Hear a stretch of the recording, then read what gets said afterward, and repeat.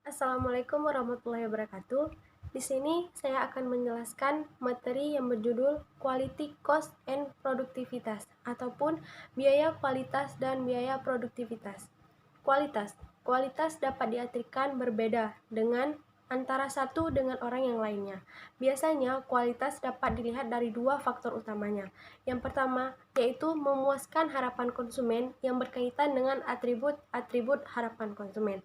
Yang kedua, memastikan seberapa baik produk dapat memenuhi aspek-aspek teknis dari desain produk tersebut, kesesuaian kinerja kerja dengan standar yang diharapkan, dan kesesuaian dengan standar pembuatannya.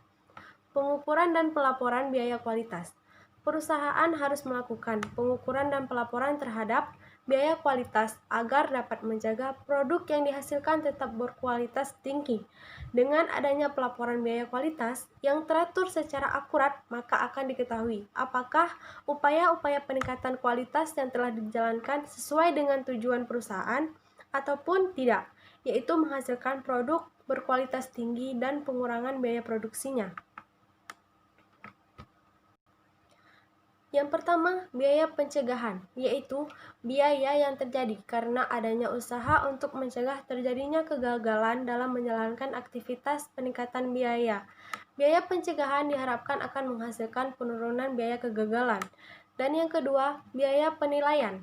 Biaya penilaian adalah biaya yang terjadi karena dilakukannya penentuan apakah produk atau jasa yang dihasilkan sesuai dengan permintaan ataupun kebutuhan daripada konsumen tersebut.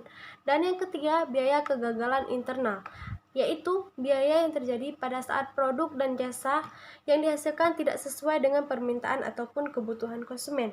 Ketidaksesuaian ini dapat terdeteksi pada saat produk masih berada di pihak perusahaan atau sebelum dikirimkan ke pihak perusahaan yang lainnya. Dan yang terakhir ada biaya kegagalan eksternal, yaitu biaya yang terjadi apabila saat produk ataupun jasa yang dihasilkan tidak sesuai dengan permintaan ataupun kebutuhan daripada konsumen tersebut dan dapat diketahui setelah produk berada di luar perusahaan ataupun sudah di tangan para konsumen. Selanjutnya saya akan membahas tentang balance scorecard adalah metode pengukuran hasil kerja yang digunakan perusahaan. Pada dasarnya, balance scorecard atau BSC merupakan kartu berimbang yang digunakan sebagai media untuk mengukur aktivitas operasional yang dilakukan sebuah perusahaan. Dengan BCS, perusahaan menjadi lebih tahu sejauh mana pergerakan dan perkembangan yang telah dicapainya. Adanya BCS juga membantu perusahaan untuk memberikan pandangan menyeluruh mengenai kinerja dari perusahaan tersebut. Konsep dari balance scorecard yaitu ada dua konsep. Yang pertama kartu skor dan yang kedua berimbang.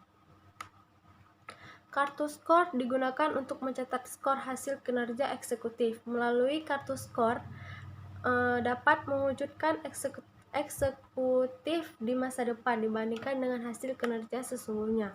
Hasil perbandingan ini digunakan untuk melakukan evaluasi atas kinerja eksekutif. Kata berimbang dimaksud dengan tujuan bahwa kinerja eksekutif diukur secara berimbang dari dua perspektivitas. Yang pertama keuangan dan non-keuangan, jangka pendek dan jangka panjang, inter dan extern. Oleh karena itu, eksekutif akan dinilai kinerja mereka berdasarkan kartu skor yang dirumuskan secara berimbang. Eksekutif diharapkan akan memusatkan perhatian dan usaha mereka pada ukuran kinerja non-keuangan dan ukuran jangka pendek. Penyusunan balance scorecard yang terbagi dalam 4 tahapan, yaitu tahapan pertama, strategi fokus. Yang pertama, menjalankan strategi yang sudah dibuat. Yang kedua, tahapan assessment. Yang pertama, menentukan nilai yang menjadi tolak ukur dalam penilaian. Yang kedua, mengembangkan tolak-tolak ukur baru dalam penelitian agar mendapatkan dimensi yang lebih luas. Yang ketiga, menerapkan tolak ukur baru yang telah dikembangkan. Yang keempat, menganalisis hasil pengamatan dari toko-toko ukur yang ada dan menuangkannya dalam bentuk laporan.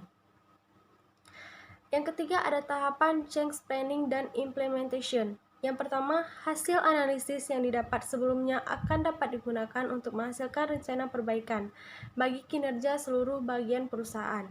Dan yang terakhir ada tahapan continuous improvement. Yang pertama, membuat bagian matriks untuk dapat memonitor pelaksanaan dari perencanaan dan perbaikan. Yang kedua, yaitu perbaikan yang terus-menerus, mengkaji ulang setiap tolak ukur yang terdapat di dalam BSC. Awalnya, alat ini hanya diterapkan pada level eksekutif, di mana pengukuran dilakukan dengan berdasarkan perspektivitas keuangan.